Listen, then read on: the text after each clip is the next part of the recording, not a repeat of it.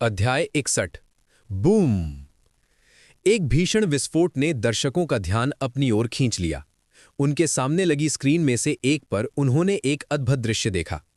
जिस क्षेत्र में कब्जा करने का प्रयास किया गया था, उस क्षेत्र के भीतर घोर अंधकार से बने विशालकाय तंतु इधर उधर फड़फड़ा रहे थे, जिससे धूल और पत्थरों के बादल उड़ रहे थे।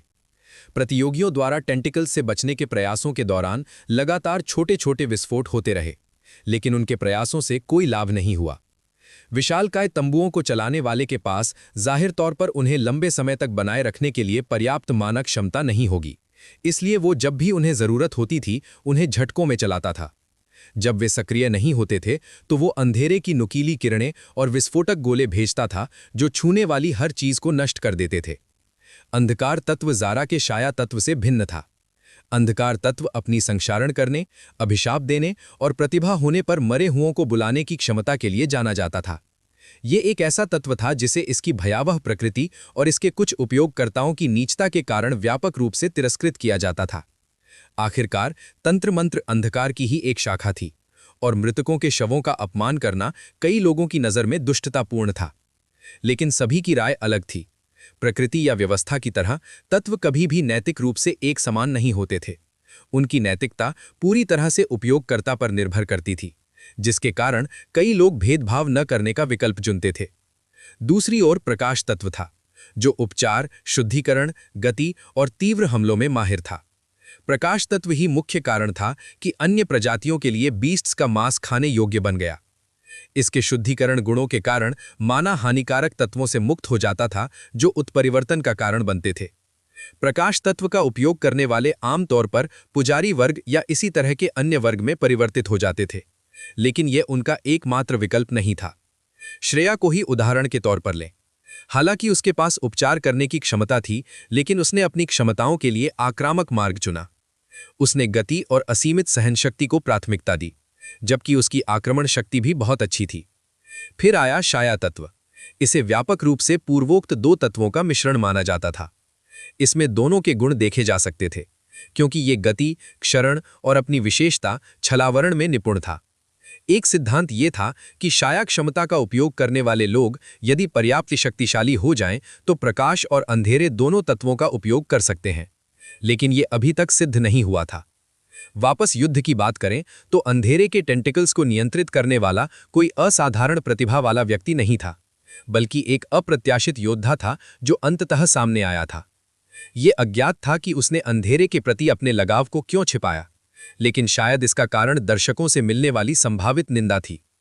लड़का देखने में बौने जैसा लगता था, लेकिन उसके कान काफी छोटे थे और चेहरे की बनावट बिल्कुल अलग थी। इन विशेषताओं को देखकर स्पष्ट था कि वो आधा बौना था। जैसे जैसे वो अपनी शक्ति का इस्तेमाल करता रहा, ये स्पष्ट हो गया कि उसका शरीर मजबूत नहीं था। उसने कभी भी अपने हमलावरों से सीधे टकराव नहीं किया और दूरी बनाए रखते हुए भीड़ को नियंत्रित करने पर ध्यान केंद्रित करना बेहतर समझा। अचानक विरोधियों की भीड़ से एक आदमी बिजली की तेजी से निकला, जिसका निशाना सीधे उस अर्ध एल्फ पर था, भले ही इसका मतलब खुद उसकी अपनी जान गंवाना हो। उसकी आंखों में एक भयावह भाव था, जो स्पष्ट रूप से उसकी घृणा को दर्शाता था। अंधकार का प्रयोग करने वाले तुम दुष्ट प्राणियों को अस्तित्व में रहने की अनुमति नहीं मिलनी चाहिए। मुझे तुम्हें शुद्ध करने दो, उस व्यक्ति ने चिल्लाया और उसके शरीर से लपटें फूट पड़ी। लेकिन अर्ध एल्फ घबराया नहीं। उसे अपने जीवन में कई बार इसी तरह से फटकारा गया था, इसलिए अब उसे इससे कोई फर्क नहीं पड़ता था। मैंने अपने जीवन में कभी कोई बुराई नहीं की है। अगर आप मुझे सिर्फ मेरे जन्मजात स्वभाव के कारण बुराई का दोषी ठहराना चाहते हैं, तो असली अभिशाप तो आप ही हैं। उसके हाथ में अंधकार का एक बड़ा पिंड इकट्ठा होकर धनुष का रूप ले लिया। फिर उसी पिंड से एक तीर बन गया। उसने तीर के प्रक्षेप्य पथ का अनुमान लगाया। फिर अपने प्रतिद्वंद्वी को शांत भाव से देखते हुए उसने डोरी छोड़ दी। तीर हवा में तेजी से आया और सीधे आदमी के कंधे में जा लगा। निशाना बिल्कुल सटीक लगा था। आह! आदमी चीख उठा, क्योंकि उसका कंधा सूखने लगा था। इससे पहले कि वो कुछ और कर पाता, उसे एक टेंटिकल ने थप्पड़ मारा और वो सैकड़ों मीटर नीचे पहाड़ से लुढ़क गया। भीड़ खुशी से झूम उठी। ये एक ऐसा आयोजन था जिसमें 4th क्लास के प्राणी भी शामिल थे। उन्हें प्रतिभागियों के चरित्र पर कोई संदेह नहीं था। इस एक कार्यक्रम के लिए जिनके मन में पूर्वाग्रह थे, वो भी अपनी चिंताओं को छोड़कर इस आनंद का लुत्फ उठाना चाहते थे। किंग ऑफ द हिल प्रतियोगिता शेष समय तक बिना किसी बाधा के चलती रही और अंततः समाप्त हो गई। इसके परिणाम बताने की आवश्यकता नहीं है। अनिरुद्ध पहले स्थान पर आया, उसे कैप्चर पॉइंट पर अपनी स्थिति से एक बार भी नहीं हटाया गया, जबकि कैथरीन दूसरे स्थान पर और एथन तीसरे स्थान पर रहा। बाकी के राउंड ज्यादातर बचे हुए सर्वोच्च प्रतिभाशाली खिलाड़ियों ने जीते, लेकिन अर्ध एल्फ डार्क हॉर्स ने भी अंतिम 12 में अपनी जगह पक्की करने में कामयाबी हासिल की। प्रतियोगियों को एक बार फिर टेलीपोर्ट कर दिया गया। इस बार अनिरुद्ध ने निजी कमरे में लौटने में जरा भी समय बर्बाद नहीं किया। कैथरीन से बात करने के लिए भी नहीं रुका। कमरे में प्रवेश करते ही वो सोफे पर बैठ गया और अपने हाथों से अपनी आंखें ढक लीं। आखिरी 12 राउंड में ही उसे गंभीरता दिखानी थी। वो किसी को भी अपने रास्ते में रुकावट नहीं बनने देगा। अब जब समय आ गया था, उसने एक बार फिर अपने लक्ष्यों को याद किया। मेरी माँ अभी भी अस्पताल में है। मुझे पृथ्वी को छोड़े हुए 3 साल हो चुके हैं और मुझे बिल्कुल भी पता नहीं है कि वहाँ क्या हो रहा है।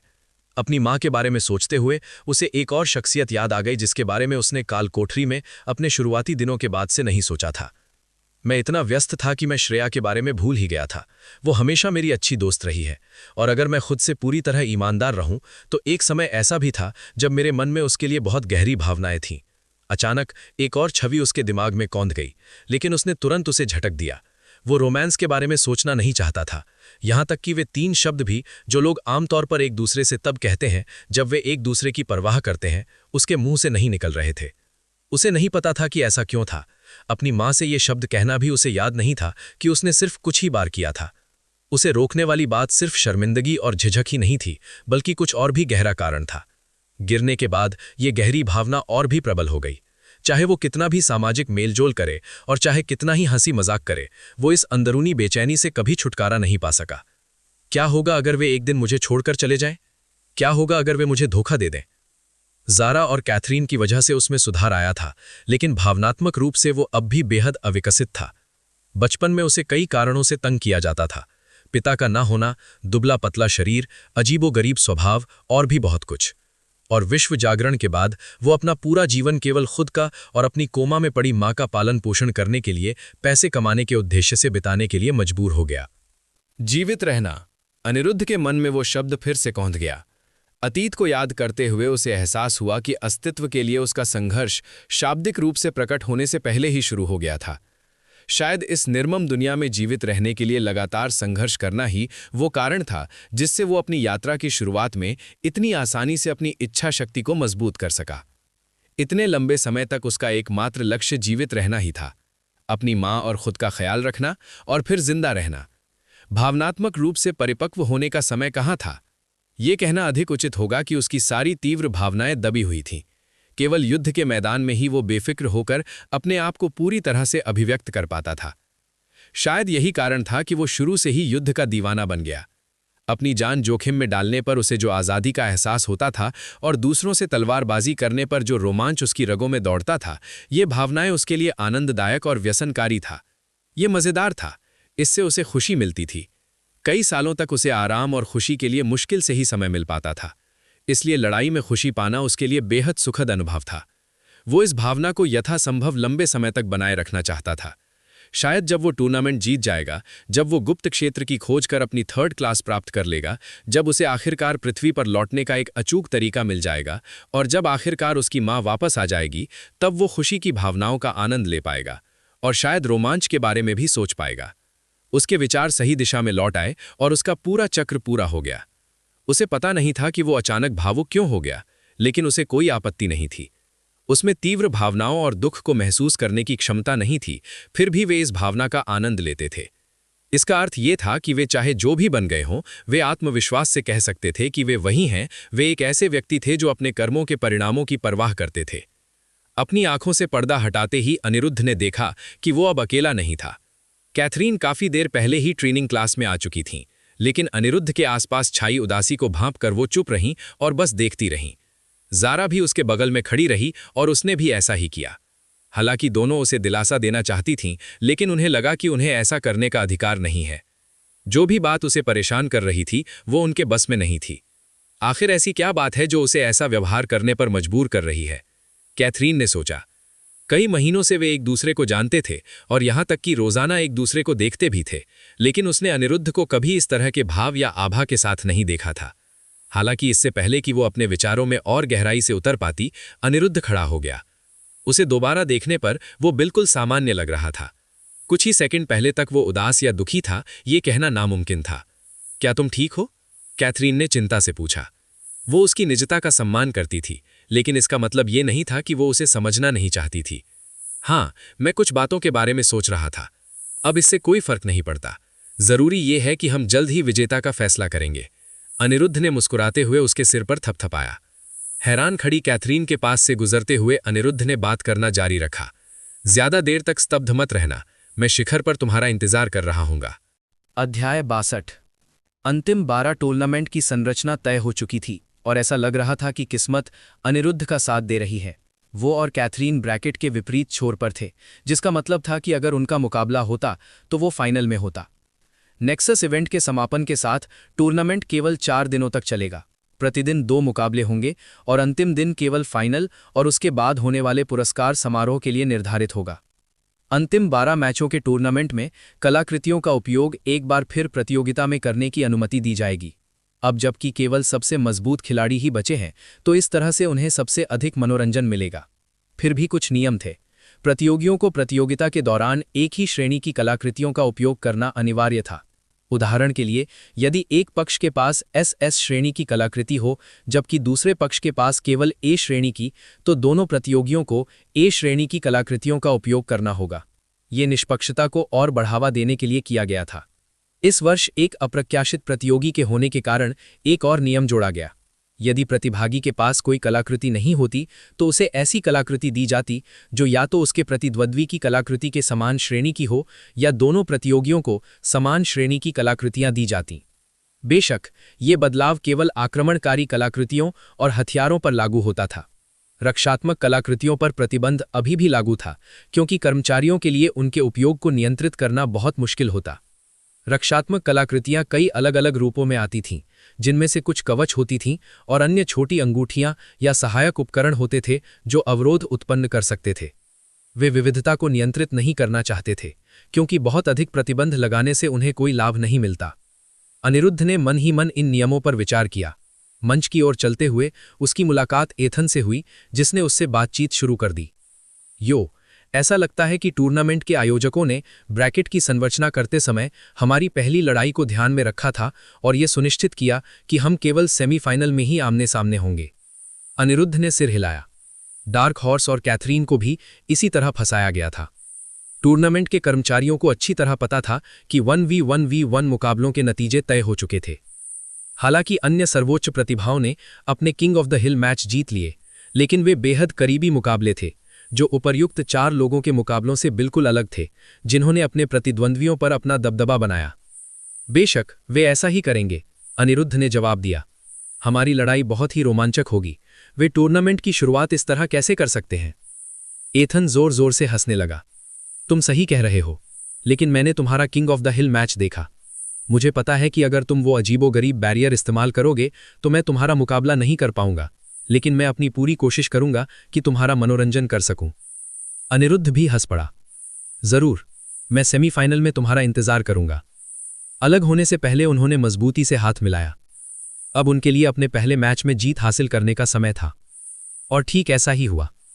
अनिरुद्ध को अपने पहले ही मैच में अपने प्रतिद्वंद्वियों को हराने के लिए शायद ही कोई प्रयास करना पड़ा। इससे उनका ये विश्वास और मजबूत हो गया कि सभी सर्वोच्च प्रतिभाएं एक जैसी नहीं होती।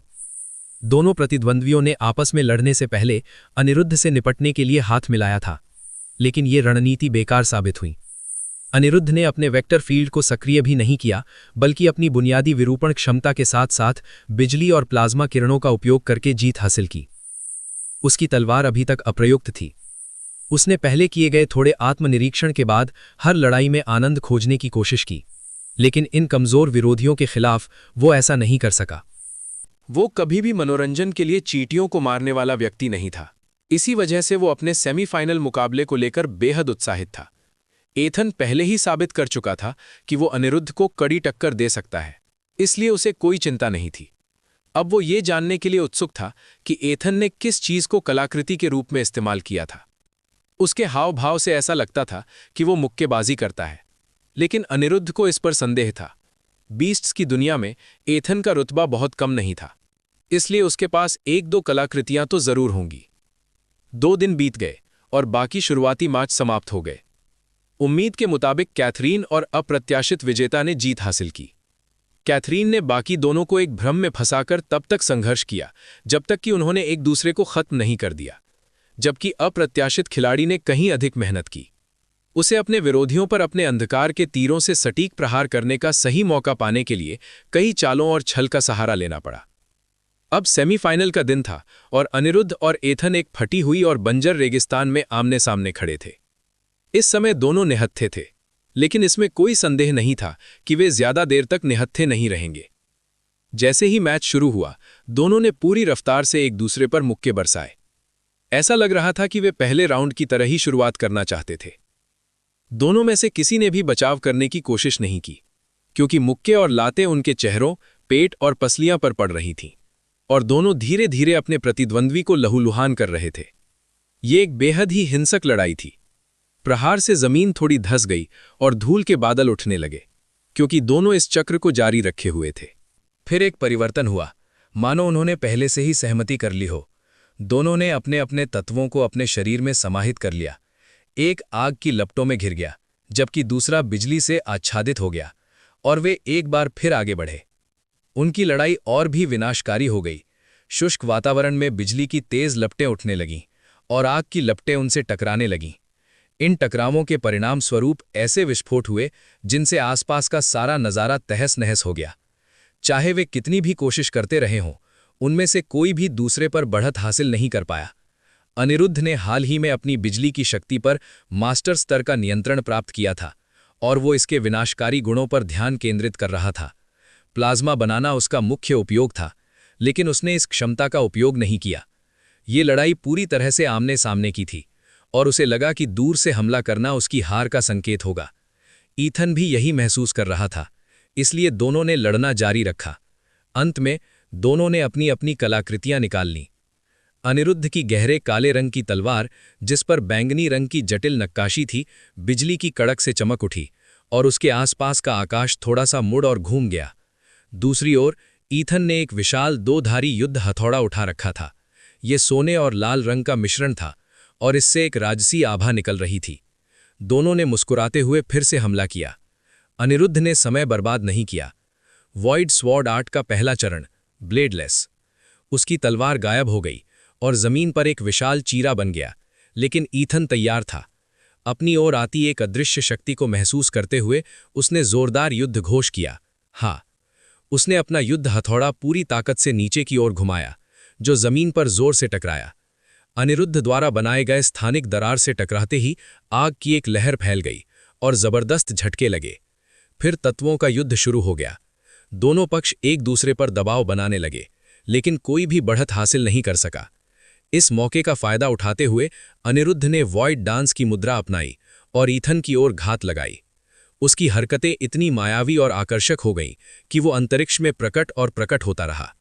ईथन रक्षात्मक मुद्रा में आ गया।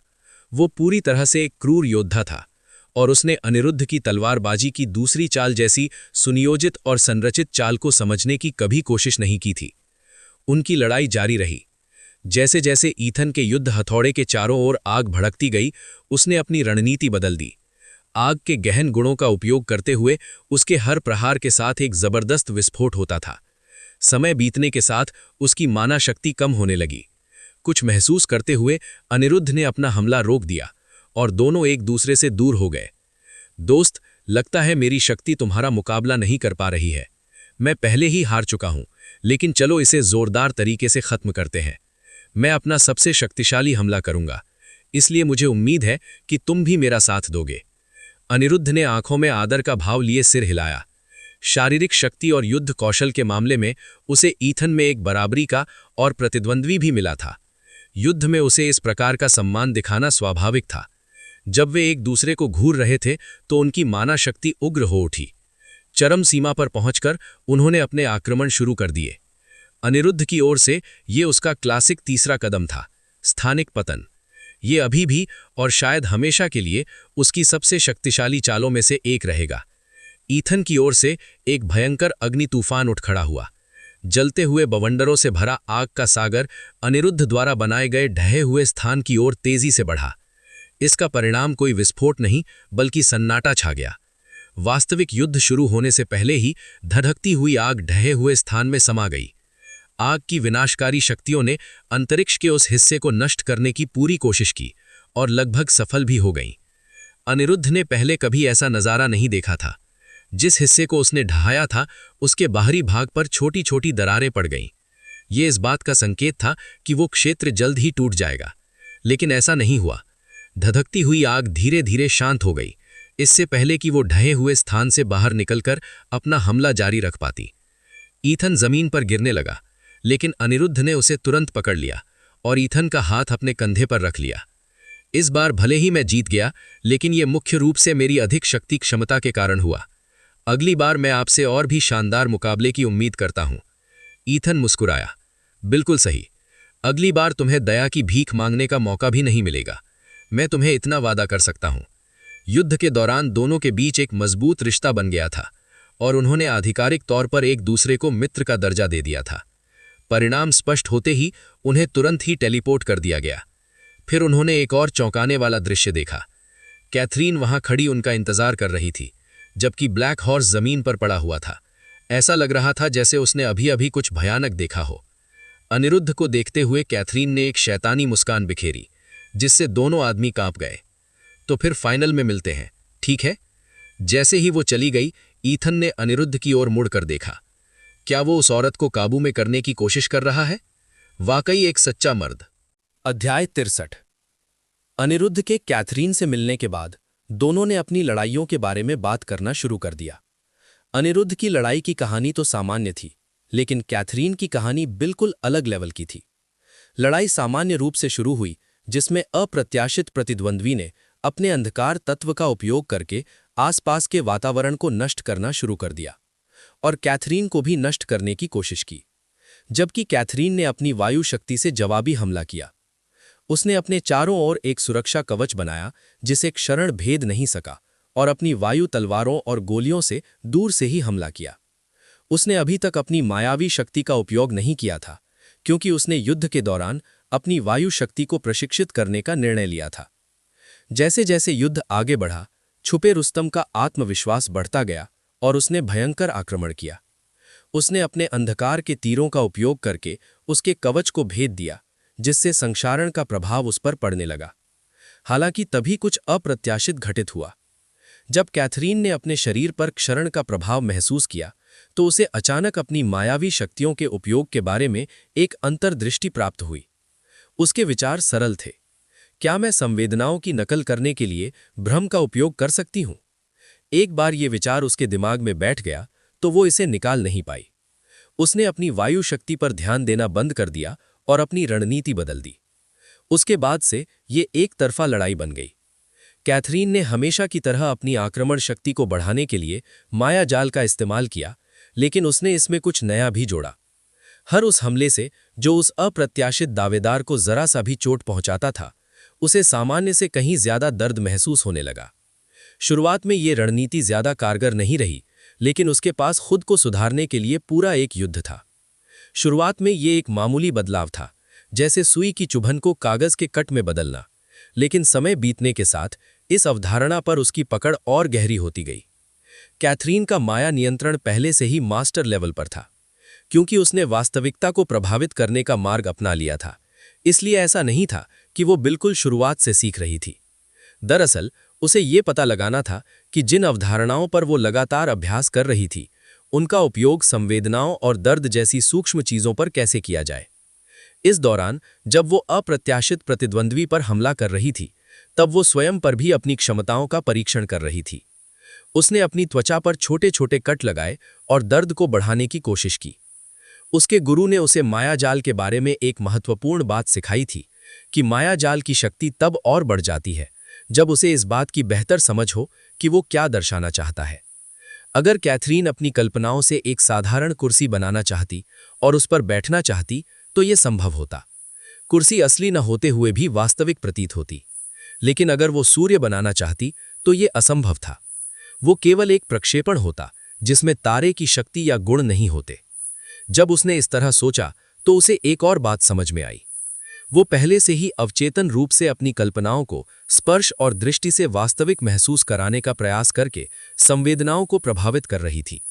ये कोई नई अवधारणा नहीं थी, बल्कि दिशा में एक साधारण बदलाव था।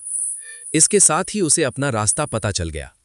उसकी प्रगति की गति तेज हो गई और उसकी त्वचा पर बने छोटे छोटे घाव गहरे जख्मों की तरह दर्द करने लगे। इस समय तक लड़ाई शुरू हुए लगभग 1.5 घंटा बीत चुका था। जब कैथरीन ने मायाजाल का इस्तेमाल करना शुरू किया तो अप्रत्याशित विजेता के जीतने की संभावना खत्म हो गई। उसके हमले कैथरीन तक पहुंचते, लेकिन उसे पता चलता कि वो वहां है ही नहीं। हालात और भी बदतर हो गए। उसका पूरा शरीर दर्द कर रहा था। लड़ाई के दौरान लगे छोटे छोटे घावों से उसे सामान्य से कहीं ज्यादा दर्द हो रहा था। अचानक एक तेज हवा का झोंका उसके पास से गुजरा और वो बाल बाल बचा, बस मामूली चोट के साथ। लेकिन इतना काफी था। उस अप्रत्याशित विजेता को ऐसा लगा जैसे उसके पूरे बाएं हिस्से को किसी विशाल पंजे से बुरी तरह से घायल कर दिया गया हो। कैथरीन रुकी नहीं, बल्कि उस पर लगातार हमला करती रही, जिससे उसके शरीर का दर्द असहनीय हो गया। लेकिन उसका काम अभी खत्म नहीं हुआ था। अपने अंतिम प्रयोग के लिए उसने उस विकृति का परीक्षण करने का फैसला किया जिसे उसने पहले महसूस किया था। हालांकि ये अप्रत्याशित हमले जितना प्रभावी नहीं था, फिर भी ये हद से ज्यादा था। उसके पहले से मौजूद दर्द के साथ साथ उसके शरीर में धीरे धीरे फैल रही विकृति और क्षय ने उसे पूरी तरह से जकड़ लिया। बोलने की शक्ति खोकर वो बेहोश हो गया। मंच पर वापस टेलीपोर्ट होने के बाद ही वो जागा और उसे अपने शरीर में सामान्य रूप से हल्का दर्द महसूस हो रहा था। यही उसके चेहरे पर डर का भाव था। ये सब एक सपने जैसा लग रहा था, लेकिन वो जानता था कि ये सब सच में हुआ था, और यही बात उसे बहुत डरावनी लग रही थी। ये सुनकर अनिरुद्ध भी थोड़ा भयभीत हो गया। हालांकि उसकी आंखें उस पर किए गए किसी भी भौतिक भ्रम को बेअसर कर सकती थीं, लेकिन उसे ये नहीं पता था कि ये संवेदनाओं पर काम करेगा या नहीं। उसने लापरवाही से कैथरीन से एक कुर्सी बनाने को कहा ताकि वो अपने सिद्धांत का परीक्षण कर सके। मायावी कुर्सी पर बैठे हुए अनिरुद्ध ने अपने शरीर के सारे छोटे छोटे बाल खड़े होते हुए महसूस किए। हालांकि उसकी आंखों ने उसे आगाह कर दिया था कि स्पर्श का ये एहसास एक भ्रम है, फिर भी आंखों ने भ्रम को पूरी तरह से नहीं रोका। अब उसे पता था जब वो उसका सामना करेगा, भले ही उसे पता हो कि उसका दर्द एक भ्रम है, फिर भी उसे सारा दर्द महसूस होगा। ठीक है, जो होगा देखा जाएगा। फाइनल नजदीक आते ही दिन तेजी से बीत गए। पूरे महाद्वीप में चर्चा का विषय टूर्नामेंट में शीर्ष स्थान पर प्रतिस्पर्धा कर रहे 2 प्रतिभाशाली खिलाड़ी थे। आम जनता में जबरदस्त उत्साह था। उन्होंने अनिरुद्ध को क्रमशः अंतरिक्षीय बिजली राजकुमार और मायावी पवन परी जैसे उपनाम भी दे दिए थे। ऐसा लगता था कि नामकरण के मामले में उनकी समझ बेहद खराब थी। अधिकांश लोग उन उपनामों की असहजता से वाकिफ थे, इसलिए जब उन्हें अनिरुद्ध के एडवेंचरर दिनों के बारे में पता चला तो उन्होंने उसे यमराज कहना जारी रखने का विकल्प चुना, जबकि कैथरीन के उपनाम को छोटा करके मायावी परी कर दिया गया। अब जब फाइनल का समय आ गया था तो सट्टेबाजी घरों में भारी भीड़ थी। यमराज पर 100 सोने के सिक्के। तुम क्या बकवास कर रहे हो बेवकूफ, जाहिर सी बात है विजेता तो हमारी मायावी परी ही होगी। अचानक एक नई आवाज सुनाई दी, यमराज पर एक सफेद सोने का सिक्का। उस आवाज की ओर सबकी निगाहें मुड़ गईं और सामने एक विशालकाय आधा भेड़िया आधा इंसान दिखाई दिया। उसने सबकी निगाहों को अनसुना करते हुए अपना दांव लगाया और वहां से चला गया। एथन ने हल्की सी मुस्कान दी। देखते हैं आज तुम मुझे किस तरह की लड़ाई दिखाते हो। इस समय अनिरुद्ध और कैथरीन पहले से ही मैदान पर थे। सेमीफाइनल के समतल मैदानों के विपरीत इस बार ये एक हरा भरा जंगल था। दोनों एक दूसरे को ध्यान से देखते हुए उत्साहित मुस्कान बिखेर रहे थे। उनकी मुलाकात को पूरा 1 साल बीत चुका था और पहली मुलाकात के बाद से ही दोनों एक दूसरे से लड़ने के लिए बेताब थे। आखिरकार अब उन्हें यह मौका मिलने वाला था और फिर युद्ध शुरू हो गया। दोनों ने जरा भी समय बर्बाद नहीं किया। अनिरुद्ध के हाथ में तलवार आ गई, जबकि कैथरीन के हाथ में दरांती। उन्होंने एक दूसरे से दूरी बनाई और लड़ाई शुरू कर दी। हालांकि ये किसी सुनियोजित नृत्य की तरह लग रहा था, एक घातक नृत्य। कैथरीन बड़ी खूबसूरती से नाच रही थी और उसके आसपास का वातावरण मायावी होता जा रहा था। अनगिनत हवा के झोंके तेजी से आगे बढ़ रहे थे, मानो अनिरुद्ध को टुकड़ों में काटने की कोशिश कर रहे हों। इस बीच अनिरुद्ध का नृत्य अधिक कुशल और क्रूर था। उसकी आकृति वास्तविकता से परे और वास्तविकता के बीच झिलमिलाती हुई प्रतीत होती थी, क्योंकि उसके हर वार के साथ जमीन पर बड़े बड़े घाव बन रहे थे। ये अनिरुद्ध की तलवारबाजी की कला पर की गई कड़ी मेहनत का नतीजा था। आखिरकार उसने अपनी विभिन्न तलवारबाजी कलाओं को आपस में मिलाने और प्रवाहित करने की क्षमता हासिल कर ली थी। हवा के ब्लेड अंतरिक्षीय ब्लेडों से टकरा गए, क्योंकि दोनों के बीच का क्षेत्र विस्फोटों से भरे बारूदी सुरंग क्षेत्र में बदल गया। उस क्षेत्र से होकर कई छोटी छोटी हवा की गोलियां सरसराती हुई गुजरीं और अनिरुद्ध की ओर तेजी से बढ़ीं। लड़ाई के लिए अनिरुद्ध ने अपने चारों ओर वेक्टर फील्ड नहीं बनाया था, लेकिन उसे पता चला कि उसका यह निर्णय गलत था। जैसे ही हवा के वे गोले उसके शरीर से टकराए, अनिरुद्ध को ऐसा लगा जैसे कोई इंसान हथौड़े से बार बार पीटा जा रहा हो। अनिरुद्ध की दृढ़ता को जानते हुए कैथरीन ने दर्द को और अधिक स्पष्ट करने में कोई कसर नहीं छोड़ी। अनिरुद्ध ने दांत पीसते हुए हिम्मत जुटाई। उसका हाथ पहले ही कट चुका था। उसके शरीर की संरचना को कोशिकीय स्तर पर जबरदस्ती बदल दिया गया था और उसका पूरा बायां हिस्सा जलकर राख हो गया था। अगर वो इतना भी सहन नहीं कर सकता तो उसे सत्ता पाने की अपनी चाहत छोड़ देनी चाहिए। अनिरुद्ध ने अभी भी अपना वेक्टर फील्ड सक्रिय नहीं किया था, क्योंकि उसे लगा कि अपनी शक्ति सीमा के भीतर पूर्ण सुरक्षा प्राप्त करना एक तरह की धोखाधड़ी होगी। इसलिए उसने लगातार होने वाले दर्द के कई झटकों को सहन किया। इस दौरान अनिरुद्ध लगातार हमला करता रहा। कुछ ही देर बाद उसने अपने वेक्टर नियंत्रण और बिजली के संयोजन से बनी प्लाज्मा किरणें भी इसमें शामिल कर लीं। वेदांत के साथ प्रशिक्षण के बाद ये प्लाज्मा किरणें पहले की तुलना में कहीं अधिक शक्तिशाली हो गई थीं। ये किरणें पेड़ों को मक्खन की तरह चीरती हुई कैथरीन की ओर तेजी से बढ़ीं। उन किरणों से खतरे को भांपते हुए कैथरीन ने कई मायावी मिट्टी की दीवारें खड़ी कर लीं और अपनी शक्ति का उपयोग करके खुद को उनके रास्ते से हटा लिया। ये एक अच्छा निर्णय था, क्योंकि किरणें उन दीवारों को भेद कर विशाल जंगल में आगे बढ़ गईं। कैथरीन ने दांत पीसते हुए कहा, मेरी आक्रमण क्षमता उसकी बराबरी नहीं कर सकती। मुझे जीतने का कोई और तरीका ढूंढना होगा। फिर उसे वो दांव याद आया जिसका इस्तेमाल उसने पहले दौर में ईवान को हराने के लिए किया था। बस यही। उसने तुरंत इस रणनीति को लागू कर दिया। अब वो अनिरुद्ध पर जो भी वायु हमले कर रही थी, उनमें ध्वनि के गुण भी शामिल थे, जो उसके संतुलन को बिगाड़ रहे थे और उसे मतली महसूस करा रहे थे। फिर भी उसने दांत भींचकर सहन किया, लेकिन उसके मुंह और कानों से रिसते खून को देखकर साफ था कि उसकी रणनीति असरदार साबित हो रही थी। हालांकि अनिरुद्ध के आंतरिक अंग मजबूत हो चुके थे, फिर भी वे उसके मांसपेशियों और हड्डियों जितने मजबूत नहीं थे। ये पहली बार था जब किसी ने उसकी इस कमजोरी का फायदा उठाया था। लड़ाई जारी रही और दोनों अपनी चरम सीमा पर पहुंच चुके थे। कैथरीन की ऊर्जा लगभग समाप्त हो चुकी थी और उसकी सहन शक्ति भी कमजोर पड़ गई थी। वहीं अनिरुद्ध के पास अभी भी अपनी लगभग 1/3 ऊर्जा बची थी, लेकिन उसकी चेतना बार बार जागृत हो रही थी और वो खुद को जगाए रखने के लिए संघर्ष कर रहा था। जैसा कि उसने पहले सोचा था, कैथरीन ही उसकी पीढ़ी में एकमात्र ऐसी थी जो उसे चुनौती दे सकती थी। अचानक अनिरुद्ध को अत्यधिक खतरे का आभास हुआ। धुंधली दृष्टि से कैथरीन की ओर देखते हुए उसने देखा कि वो गहरी सांस ले रही है। वो जानता था कि इसका क्या अर्थ है, क्योंकि उसने पहले भी अनगिनत बार ऐसा किया था। वो सांस के हमले के लिए तैयार हो रही थी। दरअसल कैथरीन को यह विचार बैंशी नामक एक काल्पनिक बीस्ट के बारे में पढ़कर आया था। कहा जाता था कि उनकी चीखें पीड़ितों की आत्माओं को भी क्षति पहुंचा सकती हैं। उसने अपनी आवाज को और तेज करने पर ध्यान केंद्रित किया ताकि हवा के किसी भी हानिकारक प्रभाव को अपने शरीर के भीतर न आने दे। उसके मुंह के सामने एक छोटा बवंडर बनने लगा। फिर जब उसे लगा कि बस बहुत हो गया, तो उसने एक तीखी चीख निकाली।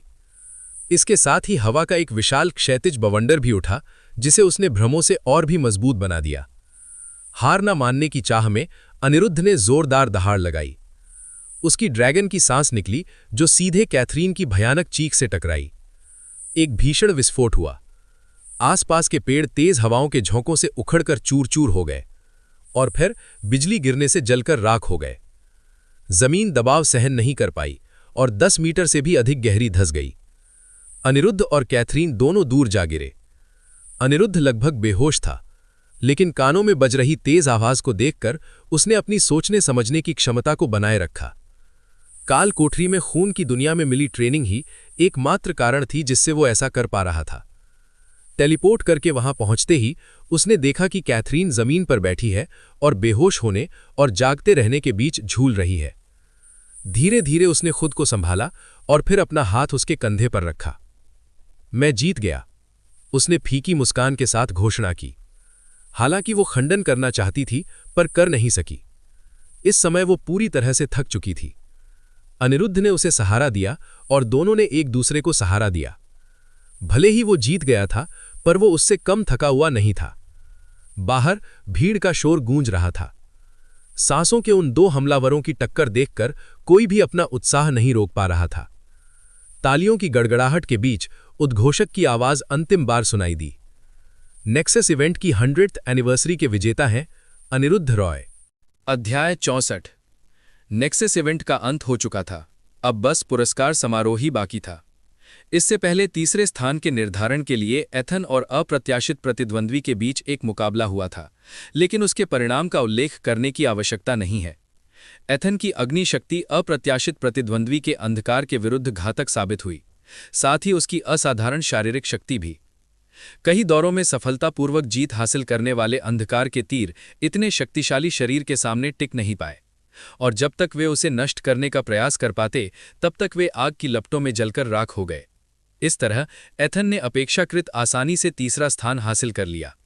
फाइनल मुकाबला दोपहर के आसपास हुआ था, इसलिए समारोह रात में आयोजित किया जाएगा। ये अनिरुद्ध और कैथरीन के लिए किया गया था, जिन्हें इतने जोरदार मुकाबले के बाद आराम की सख्त जरूरत थी।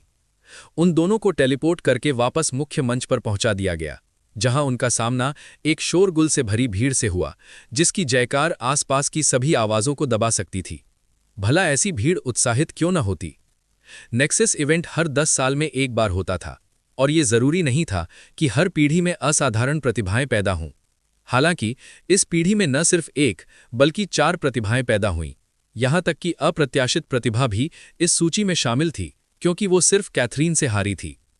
और ये तथ्य कि कैथरीन अनिरुद्ध को, जो अपने रास्ते में काफी हद तक अबाधित था, इतनी थकावट तक ले जाने में सक्षम थी कि वो लगभग बेहोश होने की कगार पर था, ने स्थिति को और भी अधिक बढ़ा दिया।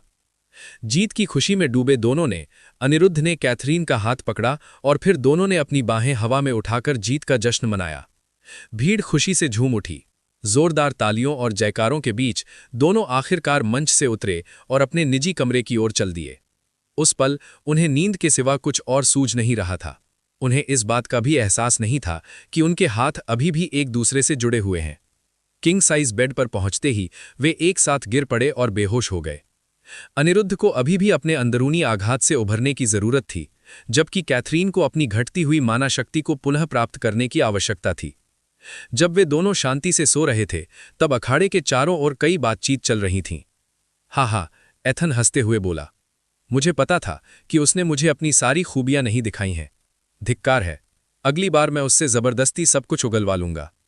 उसके सामने खड़े दोनों बॉनों ने सिर हिलाया। सचमुच, अगर उसने पिछले राउंड में उस आखिरी क्षमता का इस्तेमाल किया होता तो किसी के पास कोई मौका नहीं होता, आरा ने शिकायत की। ये सच हो सकता है, लेकिन इससे ये तथ्य नहीं बदलता कि उसने हमसे मुकाबला करने और सही मायने में लड़ाई लड़ने के लिए खुद को रोका। वो वाकई प्रशंसनीय व्यक्ति है, एरन ने जवाब दिया। दोनों भाई बहन और एथन अपने अपने क्षेत्रों में बेहद उच्च दर्जे के व्यक्ति थे, और चूंकि बीस्ट और कल्पित बौने के क्षेत्र एक दूसरे से सटे हुए थे, इसलिए यह स्पष्ट था कि उनके बीच कोई संबंध होगा। भीड़ में मौजूद कई अन्य लोग भी इसी तरह सोच रहे थे। हालांकि ये तथ्य कि कैथरीन अनिरुद्ध का मुकाबला तब भी कर सकती थी जब वो ऐसी शक्ति का प्रयोग करता था जो प्रतिद्वंद्वी को कुचल सकती थी, चर्चा का एक प्रमुख विषय था। ईवा भी अखाड़े में मौजूद थी। हालांकि उसने कुछ नहीं कहा, लेकिन उसकी आंखों में संकल्प की एक तीव्र चमक दिखाई दे रही थी। पेंट हाउस में वापस आकर विभिन्न लीडर भी बातचीत कर रहे थे। तुम्हारी वो छोटी बच्ची वाकई कमाल की है। ध्वनि जादू का इस तरह इस्तेमाल करना बहुत दुर्लभ है, और तो और इससे आमतौर पर गले और आंतरिक अंगों को गंभीर चोटें आती हैं, बीस्ट साम्राज्ञी ने कहा। सचमुच, बौने राजा ने कहा। ध्वनि हवा का ऐसा गुण है जिसे बहुत कम लोग अपनाना चाहते हैं। उसका ऐसा प्रयास करना और उसमें सफल होना प्रशंसनीय है। एडिलेयर सम्राट के चेहरे पर कोई भाव नहीं बदला, लेकिन अगर गौर से देखा जाए तो उनकी माणिक्य जैसी आंखों में गर्व की एक छिपी हुई झलक दिखाई देती है। हालांकि इस समय उनका ध्यान किसी और चीज पर था। वो लड़का बीस्ट सम्राट ने सिर हिलाया। जैसा तुम सोच रहे हो वैसा ही है। वो ड्रैगन की सांस थी। जहां तक मुझे महसूस हुआ, वो लड़का ड्रैगन की प्रजाति का नहीं है, इसलिए उसके पास वो शक्ति होना समझ में नहीं आता। बीस्ट साम्राज्ञी ने भी अपनी बात रखी। उसकी बीस्ट आभा कई अलग अलग प्रजातियों का मिश्रण है, लेकिन इसके मुख्य गुण भेड़िए जैसे हैं। उसके लिए ड्रैगन की सांस लेने की बजाय ड्रैगन वंश का कुछ अंश प्राप्त करना अधिक तर्कसंगत होगा। सम्राटों ने निर्णय लेने से पहले कुछ देर तक विचार विमर्श किया। पुरस्कार समारोह समाप्त होने तक इंतजार करते हैं, फिर हम उनसे इस बारे में पूछ लेंगे। आखिरकार वे हमसे 2 क्लास नीचे हैं। वे हमारी इच्छा का विरोध नहीं कर सकते। स्टैंटन सम्राट ने यह प्रस्ताव रखा, लेकिन इस विचार को तुरंत अस्वीकार कर दिया गया। नहीं, वो लड़का स्थानिक क्षमताओं का उपयोग करने वाला है। अगर खतरा महसूस होने पर उसके पास भागने के कई तरीके हों तो ये कोई अकल्पनीय बात नहीं होगी, लेनन सम्राट ने कहा। दोनों के बीच हमेशा से ही प्रतिद्वंद्विता रही थी, इसलिए अन्य लीडर्स को उनके अलग अलग विचारों पर आश्चर्य नहीं हुआ। दोनों ने कई मिनट तक बहस की, जिसके बाद एडलेयर सम्राट ने अपना हाथ उठाया। बस करो, हम लड़के से उसकी शक्ति के बारे में पूछेंगे, लेकिन जवाब के लिए दबाव नहीं डालेंगे। हर विशेषज्ञ के अपने कुछ रहस्य होते हैं। इससे भी ज्यादा जरूरी यह है कि क्या कोई उसके मूल का पता लगा पाया है। कुछ देर तक सभी लीडर चुप रहे। फिर बीस्ट साम्राज्ञी ने अपनी आवाज बुलंद की। मैं उस पहले स्थान का पता लगाने में सक्षम रही हूं जहां वो प्रकट हुआ था, लेकिन इससे उसकी उत्पत्ति का रहस्य जरा भी हल नहीं होता। अपने साथियों को बेसब्री से उसकी ओर देखते देख वो मुस्कुराई और फिर बोली, दिलचस्प बात यह है कि मुझे ये जानकारी 2nd क्लास के भूरे हिरण से मिली। उनकी प्रजाति अपनी उच्च बुद्धिमत्ता के लिए जानी जाती है, इसलिए वो मुझसे बातचीत कर सकी। पता चला कि 1 साल पहले जब वो हेलिया जंगल के बाहरी इलाके में एक खेत में चर रही थी, तभी अचानक एक पुरुष और एक बड़ा काला भेड़िया कहीं से प्रकट हो गए। वे बिना किसी पूर्व सूचना के जंगल के बीचों बीच अचानक आ गए। उसकी रिपोर्ट के अनुसार वो इंसान गंदगी और खून से लथपथ था और उसने अपने पैरों पर फटे हुए कपड़े के अलावा कुछ नहीं पहना था, जबकि भेड़िया भी उसी तरह गंदा था। पास की एक नदी में नहाने के बाद ही उसने उनका असली रूप देखा। इस घटना के बाद वे दोनों जंगल से बाहर निकले और भागने लगे। ये आखिरी बार था जब उसने उन्हें देखा था और वो लगभग इस घटना को पूरी तरह से भूल चुकी थी। अगर मेरे अलावा कोई और उससे पूछता तो मुझे संदेह है कि उसे ये छोटी सी मुलाकात याद रहती। सभी सम्राट एक बार फिर सोच में पड़ गए। जहां उनमें से अधिकांश अभी भी इस जानकारी के महत्व को लेकर भ्रमित थे, वहीं उनमें से 3 के मन में एक हल्की सी संभावना बनने लगी। ये थे एडेलेयर सम्राट, स्वयं बीस्ट साम्राज्ञी और वेदांत, जो बातचीत के अधिकांश समय चुप रहे। क्या वो इलाके में कहीं किसी तहखाने से निकला है? अगर ऐसा है तो क्या वो हो सकता है?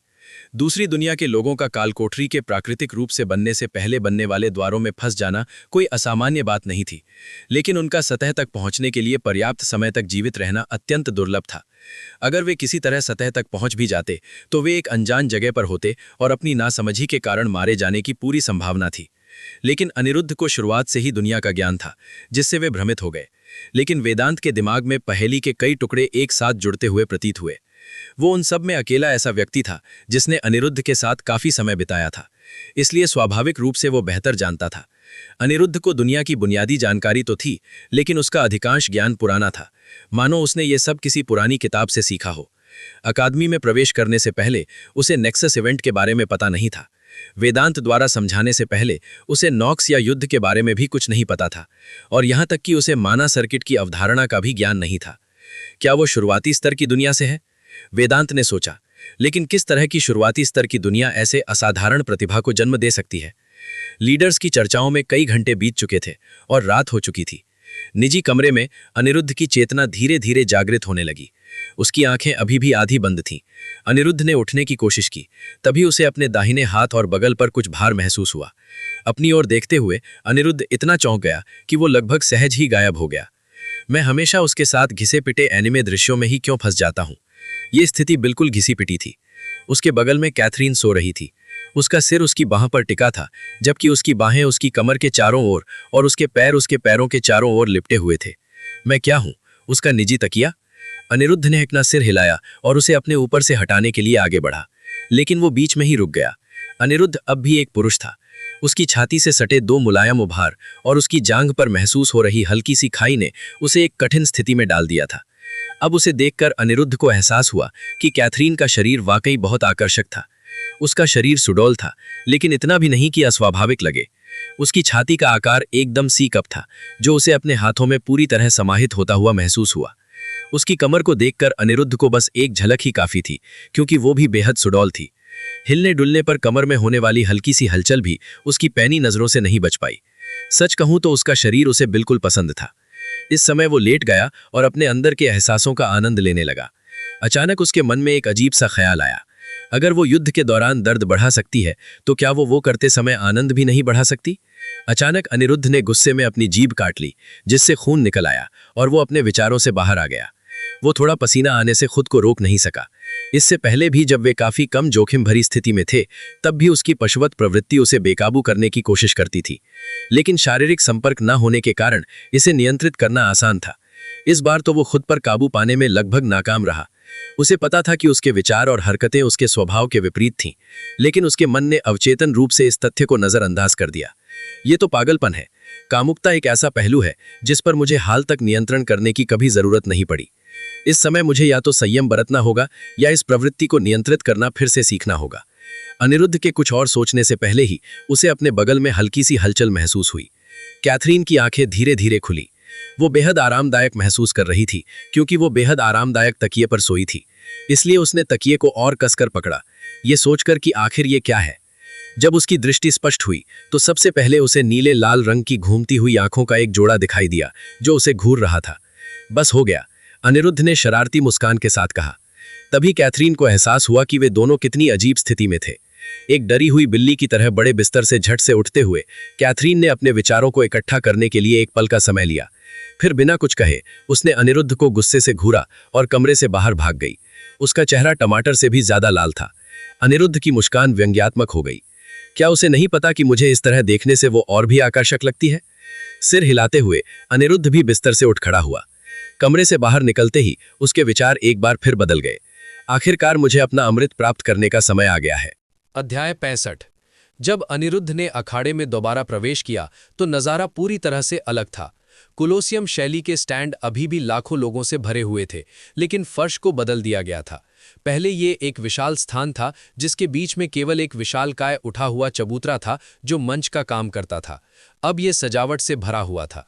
मंच पर अब परिधि के चारों ओर 47 छोटे ऊंचे चबूतरे बने हुए थे, जबकि मंच के मध्य में अलग अलग ऊंचाइयों के 3 विशेष चबूतरे थे। हालांकि वे सभी अन्य 47 चबूतरों से बड़े थे। तीनों में सबसे छोटा चबूतरा कांस्य रंग का था, मध्य वाला चांदी का और सबसे ऊंचा वाला शुद्ध सोने का था। ये मंच स्पष्ट रूप से शीर्ष 3 के लिए थे। इन प्लेटफॉर्मों के अलावा 9 राजसी सिंहासन अगल बगल रखे थे, जिनमें से प्रत्येक को अलग अलग ढंग से सजाया गया था। चूंकि प्रतिभागी अभी तक नहीं पहुंचे थे, इसलिए यह स्वाभाविक था कि लीडर भी उपस्थित नहीं होंगे, जिससे सिंहासन फिलहाल खाली रह जाएंगे। खाली मैदान भव्य कालीनों और सजावटों से भर गया था, जिससे मंच की शोभा और भी बढ़ गई थी। समारोह का समय आते ही वातावरण पूरी तरह से बदल गया। धीरे धीरे लोग अखाड़े में आने लगे। टूर्नामेंट के कई कर्मचारी भी अंदर आए और प्रत्येक प्रतिभाशाली प्रतिभागी को उनकी रैंक के अनुसार उनके उपयुक्त स्थान पर ले गए। रैंक जितनी ऊंची होती थी, वे मंच के मध्य के उतने ही करीब स्थित होते थे। आसपास नजर घुमाते हुए अनिरुद्ध ने दूर से कैथरीन को अपनी ओर देखते हुए देखा। जैसे ही वो हाथ हिलाकर उसकी ओर बढ़ने वाला था, उसने देखा कि कैथरीन ने एक हल्की सी आवाज निकाली और अपना सिर घुमा लिया। अनिरुद्ध एक बार फिर व्यंग्य भरी मुस्कान के साथ बोला, तुम ही तो मुझसे चिपकी हुई थी, तो फिर ये कठोर व्यवहार मुझे क्यों झेलना पड़ रहा है? शिकायत करते हुए भी अनिरुद्ध ने उसे परेशान नहीं किया। उसे लगा कि उस असहज मुलाकात के बाद उसे अकेले रहने की जरूरत है और उसने इस बात का सम्मान किया। एक बार फिर आसपास का जायजा लेते हुए उसने एथन को ढूंढ लिया। इस बार आगे बढ़ने पर उसे कोई आपत्ति नहीं हुई। बातचीत शुरू करने से पहले दोनों ने एक दूसरे से मजबूती से हाथ मिलाया और गले मिलकर अभिवादन किया। इसके बाद हम गुप्त लोक में जाएंगे, है ना? मैं सच में बहुत उत्साहित हूं, एथन ने उत्साह से मुस्कुराते हुए कहा। आने वाले रोमांच के बारे में सोचते हुए अनिरुद्ध भी अपनी मुस्कान नहीं रोक पाया। मैं भी बेसब्री से इंतजार कर रहा हूं। रहस्यमयी दुनिया में रोमांच, महाद्वीप में रोमांच और फिर असंख्य दुनियाओं में रोमांच। बस इस विचार से ही मेरा खून उत्साह से भर उठता है। एथन को अनिरुद्ध की महत्वाकांक्षा इतनी बड़ी होने की उम्मीद नहीं थी, लेकिन अनिरुद्ध द्वारा वर्णित दृश्यों के बारे में सोचकर उसे सहमत होना पड़ा। ठीक है, जब तुम दूसरे लोगों की खोज में निकलो तो मुझे जरूर फोन करना। मैं ऐसे रोमांचक एडवेंचरर कार्य से वंचित नहीं रह सकता। अनिरुद्ध ने मुस्कुराते हुए जवाब दिया। मैं तुम्हें पीछे कैसे छोड़ सकता हूं? मुझे जब भी बोरियत महसूस हो तो अपना गुस्सा निकालने के लिए एक साथी की जरूरत है। तुम, एथन चिल्लाया। दोनों एक दूसरे को ऐसे घूरने लगे मानो लड़ने ही वाले हों, लेकिन अचानक ही वे जोर से हंसने लगे। हाँ, देखते हैं उस समय कौन किसका निशाना बनता है। वैसे भी तुम हमेशा उस कैथरीन नाम की लड़की की निशाना बने रहोगे, इसलिए मुझे वो शो देखने में मजा आएगा। अनिरुद्ध ने आंखें घुमाई। हाँ, अगर ऐसा भी है तो कम से कम वो मेरे पास तो है। तुम्हारी गर्लफ्रेंड कहाँ है, या तुम जैसे बदसूरत आदमी के पास कोई महिला कभी आती ही नहीं? सच तो ये है कि एथन अपने आप में काफी आकर्षक लड़का था। बस जब वो अनिरुद्ध के बगल में खड़ा होता था तब वो औसत से थोड़ा बेहतर दिखता था। अभी भी भीड़ में हर नस्ल की कई लड़कियां थीं जो उसे देखकर दिल से प्यार भरी निगाहें बना रही थीं और उसका नाम चिल्ला रही थीं। एथन ने उपहास उड़ाया। हाँ, सारी लड़कियां मुझे पसंद करती हैं, बस दिक्कत यह है कि मेरी पहले से ही एक मंगेतर है, इसलिए मैं उन्हें मना कर देता हूं। ठीक है, जब मैं तुम्हारी मंगेतर से मिलूंगा तो उसे जरूर बता दूंगा कि तुम्हारे साथ सोने के लिए कितनी औरतें हमेशा तरसती रहती हैं। एक अच्छा भाई हमेशा अपने दोस्त की मदद करता है। अनिरुद्ध हंस पड़ा। समारोह शुरू होने से पहले दोनों कई मिनट तक बच्चों की तरह आपस में झगड़ते रहे। तब तक सम्राट आ चुके थे और समारोह शुरू भी हो चुका था। फिर भी ये दोनों एक दूसरे से आगे निकलने की होड़ में लगे रहे और उन्होंने इस पर कोई ध्यान नहीं दिया।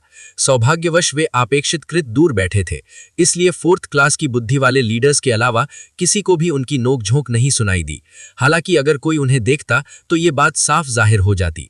बीस्ट साम्राज्ञी हल्की सी मुस्कुराई और बीस्ट सम्राट के चेहरे पर एक जंगली सी मुस्कान आ गई, जैसे वो अपने बचपन के दिनों को याद कर रहा हो। एडेलेयर सम्राट के चेहरे पर गंभीर भाव थे, जैसे वो अनिरुद्ध का इस नए रूप को देख रहे हों। ऐसा लग रहा था मानो वो उसका किसी प्रकार का मूल्यांकन कर रहे हों। अन्य 48 प्रतियोगियों के लिए समारोह सरल था। चूंकि उनके लिए कोई भौतिक पुरस्कार नहीं था, इसलिए केवल उनके नाम और उनकी निष्ठा का उल्लेख किया गया। ये मूल रूप से प्रसिद्धि का पुरस्कार था। समारोह करीब 1 घंटे तक चला, जिसके बाद शीर्ष 3 के नाम घोषित करने का समय आ गया। इसी समय अनिरुद्ध और एथन ने आखिरकार अपनी नोकझोंक बंद कर दी। हालांकि वे अब भी एक दूसरे को लड़ाई के लिए बेताब मुस्कान के साथ घूर रहे थे। तीसरे स्थान पर बीस्ट क्षेत्र के वुल्फैंग कबीले से एथन वुल्फैंग हैं। उन्हें एसएस रैंक की कलाकृति प्राप्त होगी। एथन गर्व से खड़े होकर तीसरे स्थान के पोडियम की ओर बढ़ा। दर्शकों की जयकार के बीच टूर्नामेंट के कर्मचारी उसके पास पहुंचे। क्या आप रक्षात्मक या सहायक कलाकृति चाहेंगे? ईथन ने बिना किसी झिझक के सहायक वस्तु को चुना। टूर्नामेंट के कर्मचारियों ने एक चांदी की थाली निकाली जिस पर एक चमकता हुआ सुनहरा कंगन था और उसे ईथन को भेंट किया। इसे स्वीकार करते ही वो मुस्कुरा उठा। ऐसा लग रहा था कि वो अपनी इस भेंट से संतुष्ट था। दूसरे स्थान पर हैं एडिलेयर साम्राज्य के हार्ट कबीले की कैथरीन हार्ट। उन्हें एक कलाकृति और साथ ही एक स्थायी शक्तिवर्धक औषधि भी मिलेगी।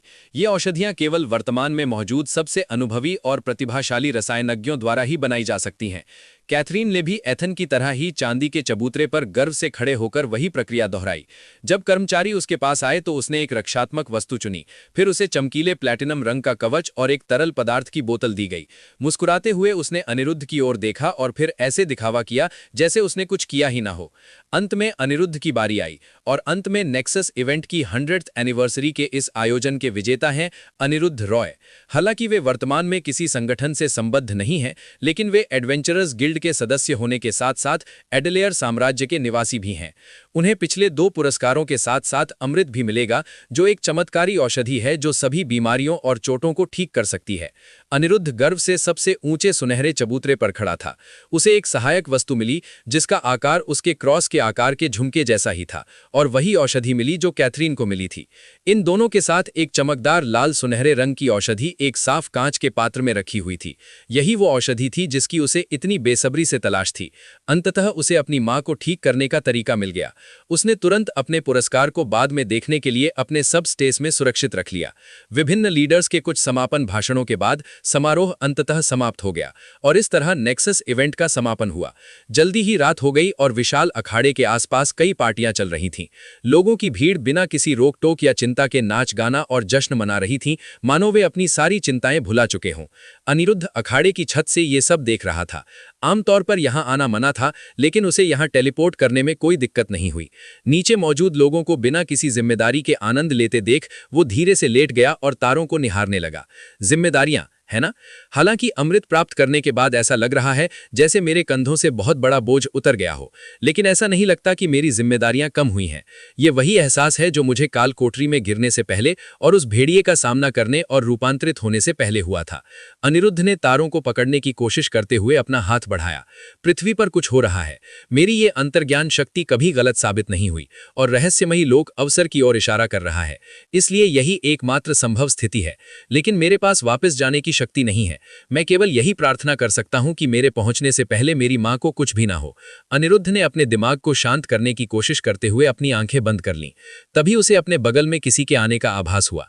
क्या आपको जश्न नहीं मनाना चाहिए? आखिरकार आप नेक्सस इवेंट में प्रथम स्थान पर आए हैं। हर कोई आपके साथ पार्टी करना चाहता है। हल्की सी मुस्कान के साथ अनिरुद्ध ने जवाब दिया, और क्या तुम्हें मुझसे बचना नहीं चाहिए था? कौन जानता था कि हमारी पड़ोस की मिलनसार योद्धा राजकुमारी इतनी शर्मीली है? कैथरीन शर्मा गई और नजरें फेर लीं। उस बारे में मुझे माफ करना कि सोते समय मैं तुमसे इस तरह चिपकी रही। तुम्हें जरूर असहज महसूस हुआ होगा। खैर, ये सच है कि तुम काफी भारी थीं, अनिरुद्ध ने चिढ़ाते हुए कहा। तुम, कैथरीन हकलाते हुए बोली और फिर अनिरुद्ध पर झपटी। उसके सीने पर बार बार मुक्के मारने लगी। ठीक है, मैं तो बस मजाक कर रहा था, अनिरुद्ध मान गया। वैसे भी क्या तुम्हें सच में लगता है कि मैं असहज था?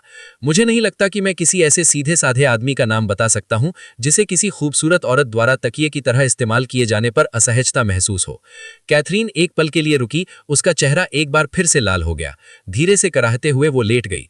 चूंकि वो अभी अभी उस पर झपटी थी, इसलिए वो उसके ऊपर लेट गई और उसका सिर उसकी छाती पर था। अनिरुद्ध ने अपनी भौहें ऊपर उठाईं। ये निश्चित रूप से उस सीमा को पार करना था जिसे वे दोनों पिछले कुछ महीनों से पार न करने की पूरी कोशिश कर रहे थे। लेकिन उसने कुछ नहीं कहा। उसने अपने हाथ उसकी कमर के चारों ओर रखे और रात के आकाश को घूरता रहा। दोनों के इस मुद्रा में स्थिर रहने से वातावरण में एक शांतिपूर्ण माहौल छा गया। न तो कोई बोला और न ही बातचीत शुरू करने के लिए उनके पास शब्द थे। दोनों अपनी वर्तमान स्थिति पर पूरी तरह से केंद्रित थे। अचानक शांत आकाश चमकीले रंगों से जगमगा उठा। आतिशबाजी टूटते सितारों की तरह आकाश में बिखर गई और रात विभिन्न आकृतियों से रोशन हो गई। अनिरुद्ध ये सब देखते हुए बोला, तुम्हें पता है तुम एक शानदार नजारा देखने से चूक रही हो। कैथरीन ने हल्के से सिर हिलाया, लेकिन देखने के लिए अपना सिर नहीं घुमाया। इसके बजाय वो अनिरुद्ध की छाती में और गहराई से लिपट गई। कैथरीन ने फिर धीमी आवाज में कुछ बुदबुदाया। अनिरुद्ध ने चाहे जितनी कोशिश की वो समझ नहीं पाया, लेकिन वो समझ गया था। खुशी की एक शुद्ध आभा बिखेरती भीड़ के ऊपर और तारों के रंगों से जगमगाते खूबसूरत रात के आकाश के नीचे कैथरीन ने कुछ ऐसा कहा था जिसे वो हमेशा सुनना चाहता था, चाहे वो भविष्य में कितनी भी दूर क्यों ना हो। वॉइड एवोल्यूशन सिस्टम स्टोरी को आगे देखने के लिए सब्सक्राइब करें tale time FM YouTube channel को।